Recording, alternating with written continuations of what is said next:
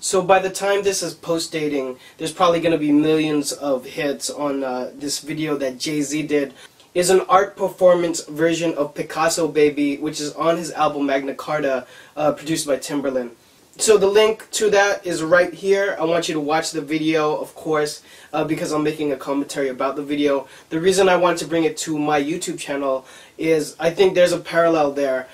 Sort of like the Alexander Wang video that I talked about. I think this is an optimum, like way ahead of its time idea for marketing. That's one thing. Another thing is Jay-Z has such a huge stature.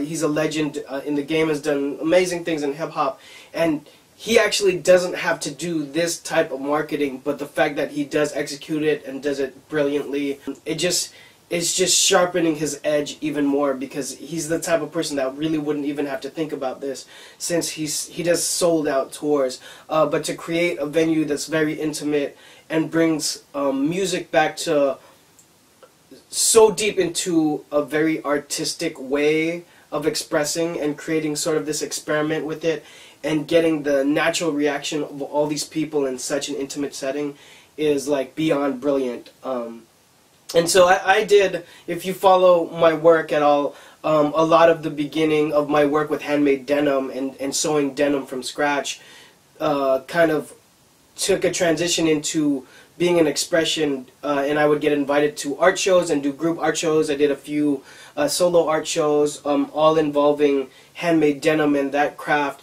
And so my interest in working in fashion actually spawned off from my idea of loving style and loving art. Not necessarily, I've never loved labels per se. I've never, you never hear me talk about, loving a particular brand or label. And so for me, the birthplace of my love for fashion came from art and styling. And so it's an important video to kind of watch from that context, I think. And I just had to make a video talking about it because all across the board, I think using social media, all these individuals that show up to the event, of course, are going to pub the hell out of it with all of their social medias individually.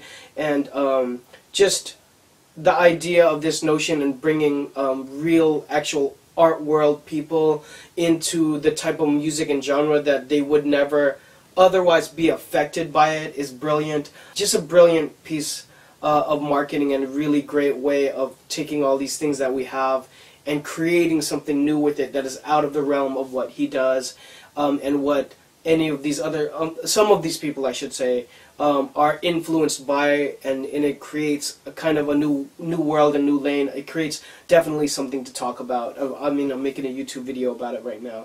So cheers, watch this video. It's ill, it's dope. On top of that, there's so many different layers that makes it a great example of marketing, and that's the biggest reason why I want to bring it to my designer advice channel. Anything to add about it? Also, I'm going to drop a link. You see her in the video. This video was inspired by Marina Abramovic, but Marina Abramovic is a performance artist as well, and she did a very interesting video where people would come to the museum and she would stare into their eyes for a certain amount of time.